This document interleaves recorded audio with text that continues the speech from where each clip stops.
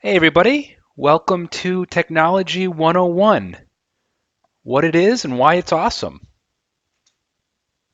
So let's start with an introduction.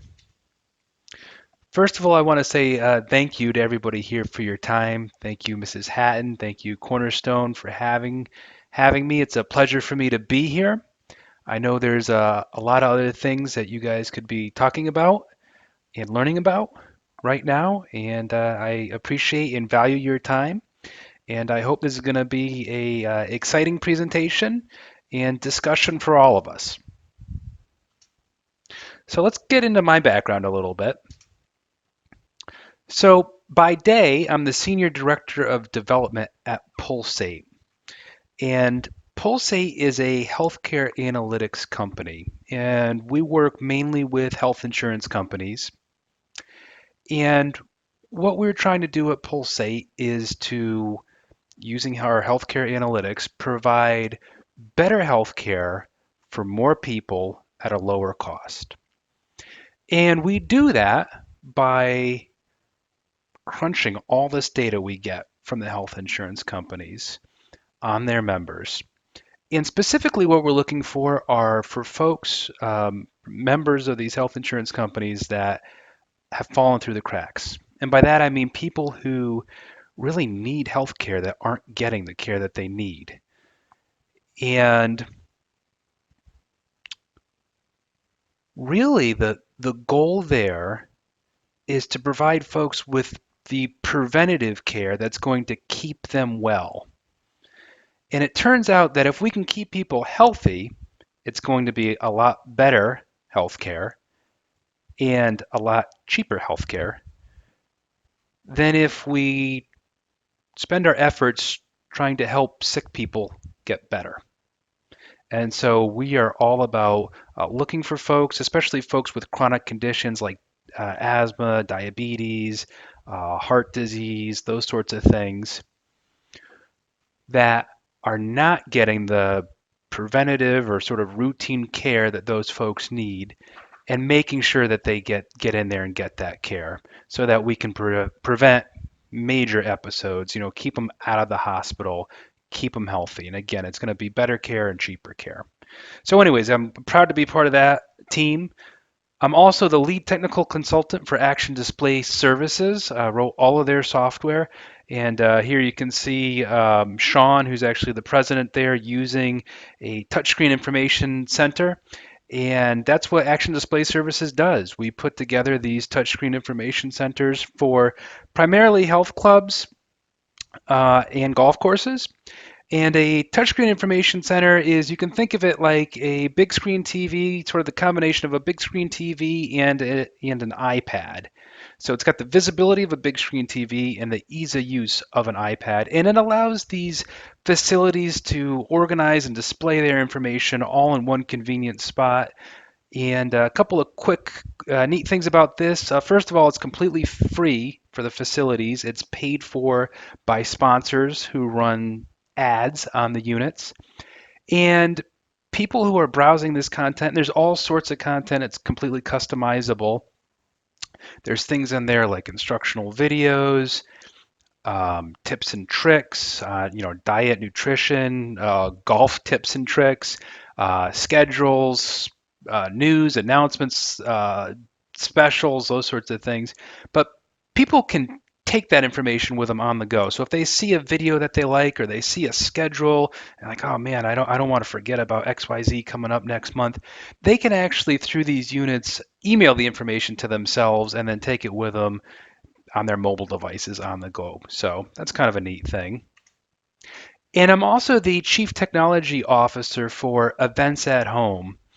And this, I think, is a really cool thing. This is, you can kind of think of it like the Airbnb of events. So what we're doing is we're pairing people who have these really awesome, unique properties. So maybe you have some beachfront property, maybe you have a second home, maybe you just have a really nice backyard with a barn on it. And we're letting folks list their unique properties, and then On the other side of the equation, we're pairing them with people looking for really unique, affordable venues. So think weddings, birthdays, corporate events, those sorts of things. Um, and so the goal there is, a lot of times we get folks that don't want the traditional type of a wedding, aren't looking for the cookie cutter venues, but are looking for something unique and special for their big event. And so we're trying to pair those people up with people who have properties that are available for those types of events. A couple of quick things about that I think are really neat. First of all, um, you don't necessarily have to provide access to your home. So with Airbnb, you're obviously letting people into your home to spend the night. Um, you don't need to do that with events at home. You don't need to provide access to the interior of your home. You certainly can, but you don't need to. And there's no overnight stays involved. So that's pretty neat. And again, just this idea of being able to have people with unique properties be able to list those properties and connect them with people who are looking for very affordable, very unique venues for their big day. So anyways, that's kind of my background in a nutshell. What's the goal for today? The goal is to get you excited about learning more about technology. So let's see if we can do that. So first of all, what is technology? According to the Oxford Dictionary, technology is the application of scientific knowledge for practical purposes. Okay, but what is a computer? Well, I define it like this. It's something that takes input, processes it, and produces a result as output. So let's walk through a few examples. So let me ask this. What do you guys think? Is a calculator a computer? What do you guys think? Got a couple of yeses, a couple of no's, a couple of maybes, not sure. All right, let's take a look. Well, you input an equation into the calculator, right? The calculator performs the calculation, and then it displays the result on the screen. So yes, a calculator is a computer. It meets our criteria. It takes some input, it processes it, and it displays the result.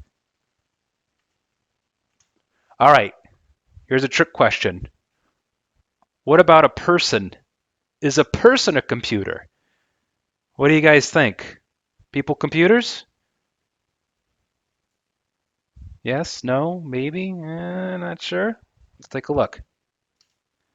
Not so long ago, yes, people would go to work as computers.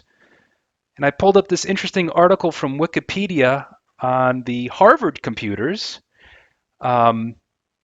So let's take a look here. It just says the Harvard Observatory had a number of women working as skilled workers to process astronomical data. Although these women started primarily as calculators, they made significant contributions to astronomy, much of which they published in research articles. The staff came to be known as the Harvard computers.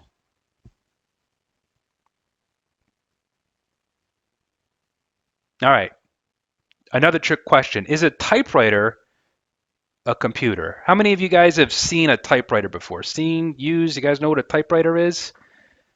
Yeah, it's one of these old, it almost looks like a modern computer, right? It's got a keyboard, takes in some input, and it definitely produces a result, right? I mean, you're typing up a document on a sheet of paper, so there's output there. So is that a computer?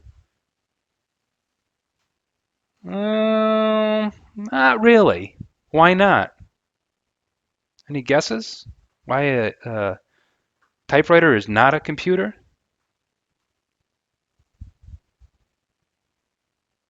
Well, it's because there isn't any processing.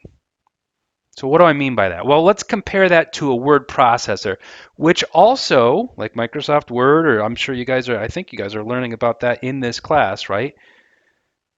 Takes input via the computer keyboard. It's capable of displaying the output on paper, but think of all the processing that you can do that you can't do with a typewriter. You can easily format and rearrange the text Now, I've actually used a typewriter before. I'm that old. Um, and I can tell you, if you made a mistake, a typo with a typewriter, man, was that a pain. Really, I mean, what you had to do if you didn't want to start from scratch with a new sheet of paper, if you made a mistake at the end, you might not want to do that. You had to get whiteout, little bottles. It was almost like white paint you put on the paper to kind of cover up the mistake, let it dry, put the paper back in at the exact right spot, and then retype over that whiteout. Now, what if after you typed a paper, you wanted to, you thought about it a little bit more and you wanted to bring the last paragraph up to the first and maybe take out some words and rephrase a few things? Man, that was a lot of work. What about, speaking of typos, what about spelling and grammar checks, right? I mean, you're typing in Word, you make a mistake, and boom, it just highlights it right there in red. Hey, you spelled this wrong. That's really handy. The list goes on and on. I'm sure you guys are going to learn more about that in this class, and um, I'm sure if we thought about it, we could think of a list of hundreds of things that a word processor does.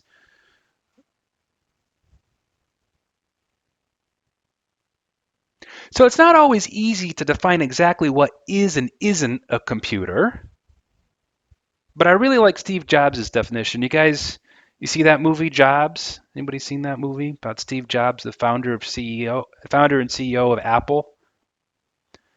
Really interesting. Ashton Kutcher played in that. And Steve Jobs is a really interesting character, by the way. If you get a chance to read up on him or learn more about his life story, he had some really interesting things to say. He did a lot of really cool things in his life. Very creative, very driven, very passionate, well spoken. But, anyways, I came across his definition of a computer and I really liked it. And I'll just quote Steve here. He says, I think one of the things that really separates us from the high primates is that we're tool builders. I read a study that measured the efficacy of locomotion for various species on the planet. So, how efficient are they at moving? The condor, which is a big vulture like bird, used the least amount of energy to move a kilometer. And humans came in with a rather unimpressive showing about a third of the way down the list. Not too proud of showing for the crown of creation. So that didn't look so good. But then somebody at Scientific American had the insight to test the efficiency of locomotion for a man on a bike. And a man on a bike, a human on a bike, blew the condor away, completely off the top of the charts. And that's what a computer is to me. What a computer is to me is the most remarkable tool that we've ever come up with. And it's the equivalent of a bicycle for our minds. Whoa, I heard that and I was just blown away. And it's like he's right. He's right. A computer makes us more efficient at processing information, right? And going back to that typewriter versus word processor example, what's more efficient for creating documents, a typewriter or a word processor? Well, clearly a word processor. If a single computer makes us that much more efficient, imagine what happens when we start connecting computers together. Something even more awesome, the internet. The internet allows us to connect with one another in ways and on a scale we never thought possible. And in my opinion, that's the true power of technology. So let's look at some backstories of a few tech companies that changed the world. So we talked about Steve Jobs. Let's talk about Apple. Founded by two college dropouts. They started building the Apple I computer in Steve Jobs' garage. And they also became the first trillion with a T, publicly traded company in U.S. history. What about Google? It was founded by two college students in their dorm rooms. Their first official office was in a garage. They're the most visited website in the world. What about Facebook? Launched by a 19-year-old college sophomore, visited by 400 million people a month. So what do all these stories have in common? What do you guys think? That's right, humble beginnings, right? You got people starting things, college dropouts, young people, 19 years old, working out of garages. Completely innovative, right? Social networking, connecting people, the power of connecting people through these machines and processing tons of information. Like, look at Google, right? Being able to search the web easily, all the information that's out there quickly. Completely innovative. Massively successful. First $1 trillion publicly traded company, Apple. 400 million hits a month with Facebook. Google, the most visited website in the world. And why does this matter? Why do these stories matter? Well, after knowing the history of some of these tech giants, what's to stop anyone in this classroom from starting the next Apple, Google, or Facebook? Nothing. But even if you don't, technology is everywhere. In today's world, you at least need to be conversant with it. And in my experience, the more you know, the more efficient you are, and the more you're worth to a potential employer. So let's look at a few key takeaways and action items. Where I come from in sort of the quote unquote corporate world, um, if you have a meeting and you don't have any takeaways or action items, it's just like trivia, right? People went there, they sat, maybe they learned something interesting, and at the next cocktail party, they'll be able to share that with one of their friends. But that's not what we're really looking for. We're really looking for action. We're sharing information for the purpose of driving action in the business world, right? So, what are some of the action items? I want you guys to spend some time thinking about what motivates you and why. Make a top 10 list and discuss it with your friends, families, and teachers as you think about your education and career. Search the internet for job descriptions and salaries for some of the careers you're considering. Are any technical skills required? What's the salary like? Research a few of your favorite apps. Who created them? What's the backstory?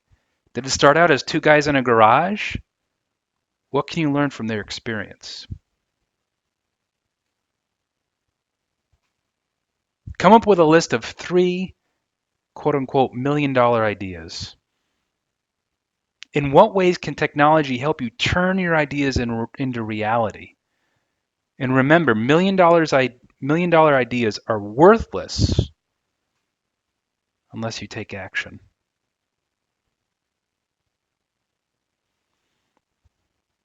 All right, guys. That's it for me. That's I think the power of computers, the power of technology to connect people, to process information on a massive scale. It's accessible to everybody. There's nothing to stop anybody in this room from starting the next Facebook, Google, Apple, right? But even if you don't, technology completely changes our lives. And you need to at least be conversant in it. And I encourage you guys to kind of think about that, right? You guys are at that stage in your lives where you're getting ready to pursue a college education. You're getting ready to make decisions that are going to impact the rest of your lives, your careers. So I encourage you guys to kind of think about that. All right, that's it from me. What questions do you guys have? Pick my brain for a few minutes. What can I answer for you guys? Questions, comments, concerns about technology, about computers, about career advice, anything. Good. We'll open up the floor.